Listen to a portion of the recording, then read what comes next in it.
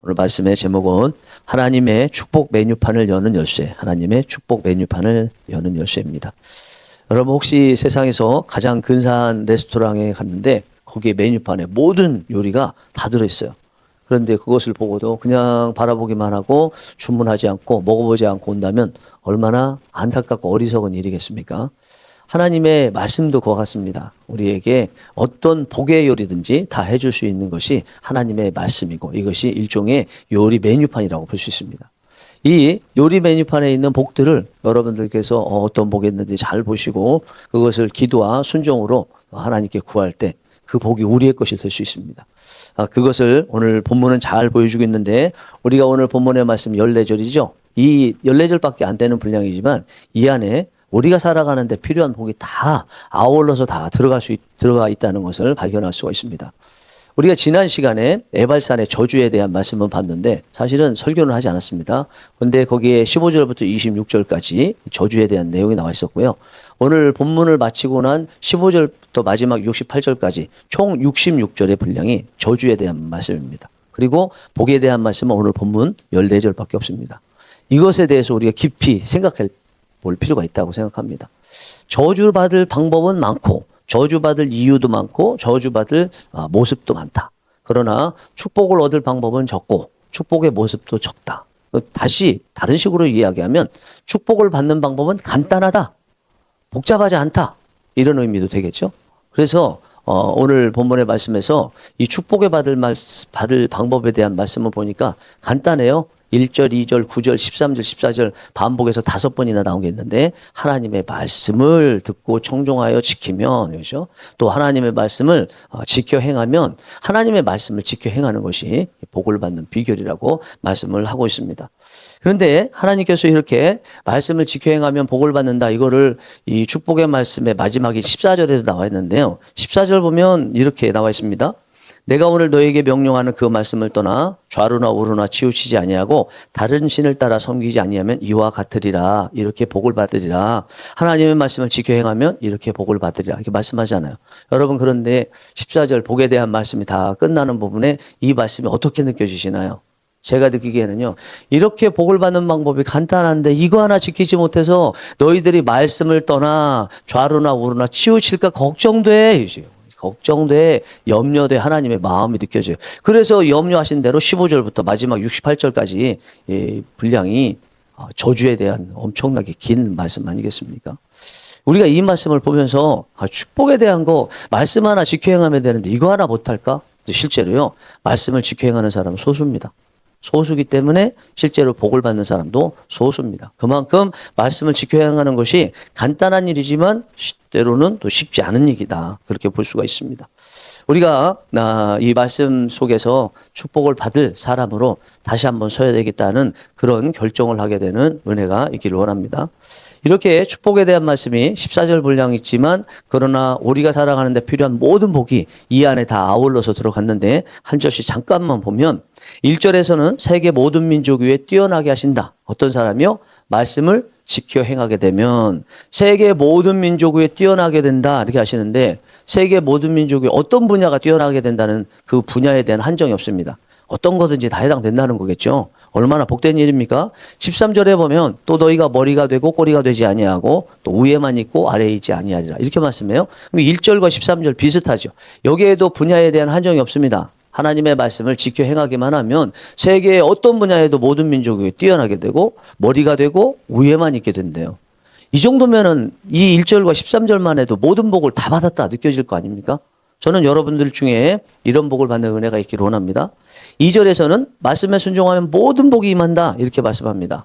아브라함 때 약속했던 복, 예수님께서 팔복에서 약속하셨던 복, 이후에 요한계시록에서 사도 요한을 통해서 약속하셨던 영원히 받는 이 복이요. 하나님의 말씀을 지켜 행하면 우리에게 주어진다고 말씀하고 있는 것입니다.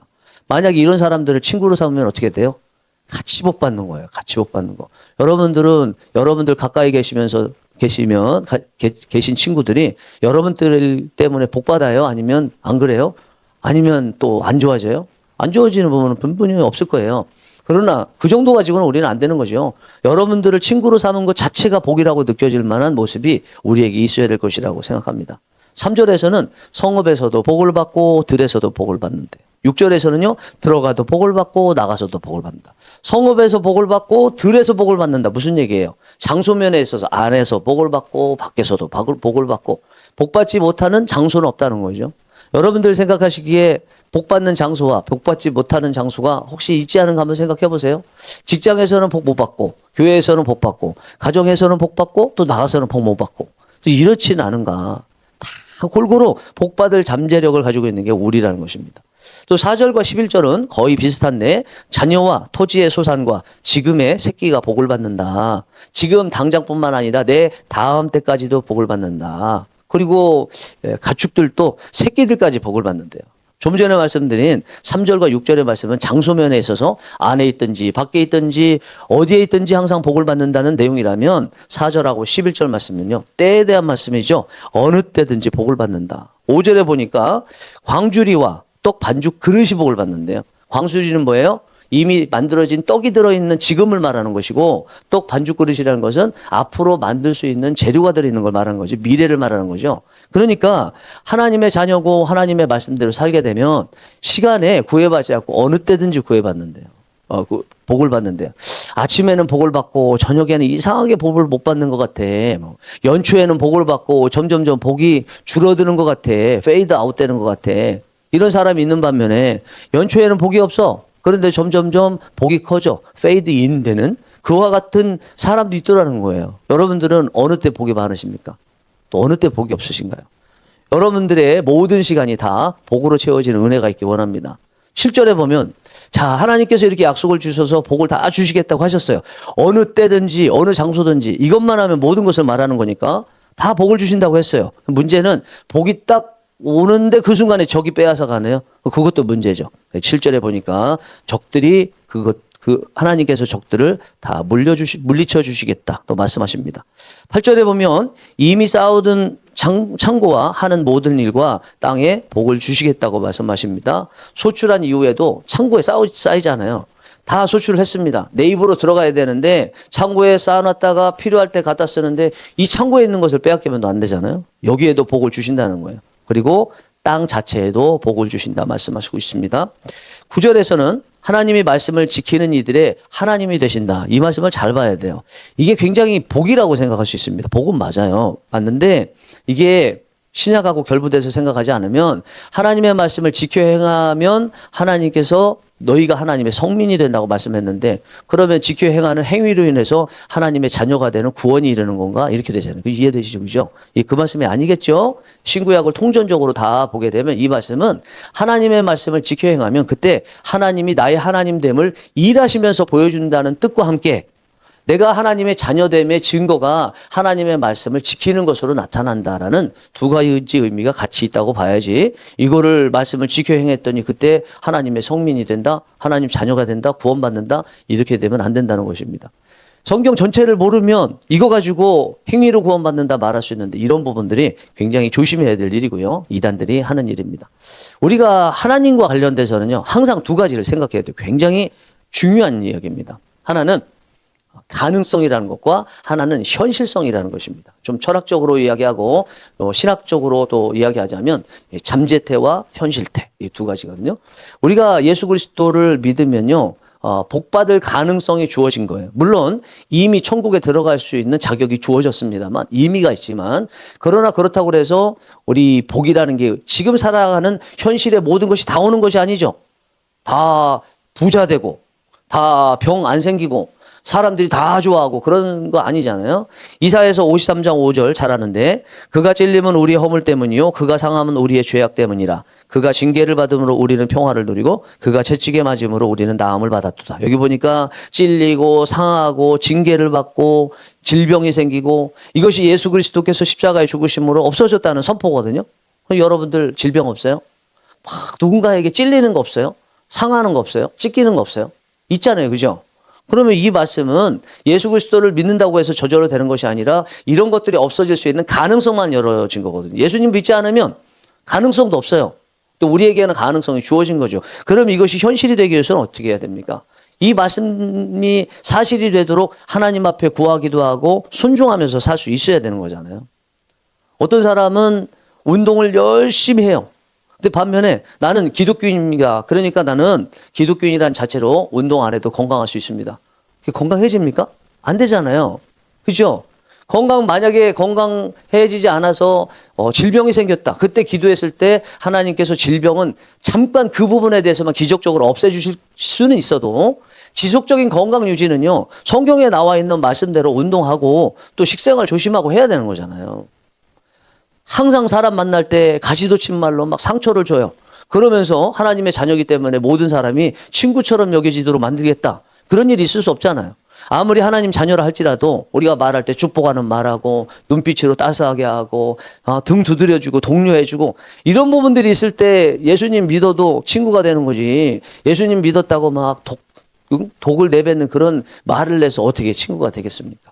그러니까 항상 우리가 생각해야 되는 거는 예수 그리스도를 믿어서 하나님의 자녀가 됐다는 것은 하나님께서 여기 상에 복을 차려 놓으셨다. 이것이 내 것이 될 가능성이 주어졌다. 그러나 최종적으로 이것이 내 것이 되기 위해서는 내가 숟가락을 들어서 먹어야 되잖아요. 먹는 게 뭐예요? 말씀을 지켜 행하는 것이라는 것입니다. 그래서 이 9절에 하나님의 말씀을 지키는 자에게 하나님의 성민이 된다는 이 말씀을 여러분 이 두 가지 잘 명심하면서 듣는 은혜가 있기 원합니다. 우리가 이걸 잘 모르면 말씀을 오래 신앙생활에도 모르시는 분들은 이사야서 53장 5절 가지고 자꾸 힘들어해요. 그러면서 하는 이야기가 기도해도 안 되더라. 그러죠? 기도해도 안 되더라. 그래서 기도도 구체적으로 할 필요가 없이 하나님 뜻대로 행하시옵소서 이 기도면 된다고 생각하시는 분들이 많아요. 기도에 대해서 너무 잘 모르는 거죠. 여러분 기도는요. 일이 끝나기 전까지 된다고 생각하고 기도해야 되는 거예요. 안 돼도 하나님께서 주신 거니까 나는 괜찮습니다. 그런 마음은 기도가 끝난 다음에 가질 마음이죠. 기도할 때는 무조건 되는 거예요. 무조건 돼. 배수의 진을 딱 쳐야 돼요. 뒤에 뒤돌아간다. 안 될 수도 있다. 이런 가능성 가지고 기도하는 것은 하나님이 하시는 거니까 순종하겠습니다. 그거 좋은 신앙 같지만 나쁜 신앙이에요. 기도와 신앙 고백은 분리할 수 있어야 됩니다. 신앙 고백 면에서는 좋죠. 그러나 기도 면에서는 예수 그리스도를 통해서 주신 그 기도의 능력을 믿으라 말씀하실 때는 기도하는 동안에는 기도하면 무조건 된다는 믿음 가지고 해야 된다는 거예요. 그런데 결과로 내가 원하는 대로 안 주어졌다. 그때는 정말 신앙 고백처럼 하나님 안 주셨어도 하나님의 뜻이 있으셔서 안 주신 것을 믿고 감사합니다. 그건 나중 문제고요. 기도할 때는 무조건 된다고 믿어야 돼요. 1%도 0.1%도 안 된다는 생각 가지시면 안 됩니다. 그러니까 벌써 안 될 것을 생각하고 기도하는데 그게 무슨 믿음이에요. 믿음의 기도하라고 그랬잖아요. 기도에 다른 것으로는 이런 유가 나갈 수 없느니라. 마태복음에 보면 믿음이 이렇게 말씀하시잖아요.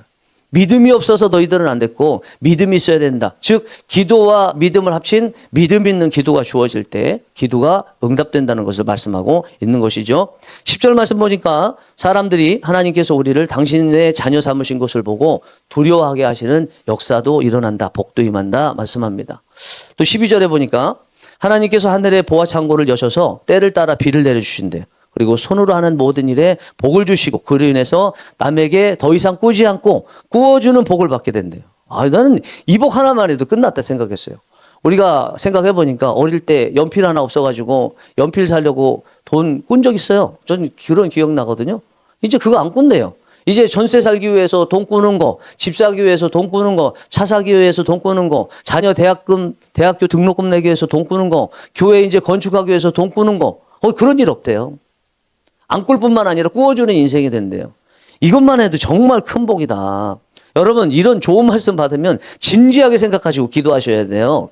내 것이 되도록 하나님 도와달라고 기도하셔야 돼요. 한두 번 그냥 기도하고 마는 게 아니라 이게 마음에 꽂혔으면 하나님 이거 반드시 내 것 됐으면 좋겠습니다. 여기 지금 14절의 말씀 중에서 이 12절이 제일 마음에 오는데 이것만은 내 것이 되게 도와주세요. 기도하셔야 돼요. 계속.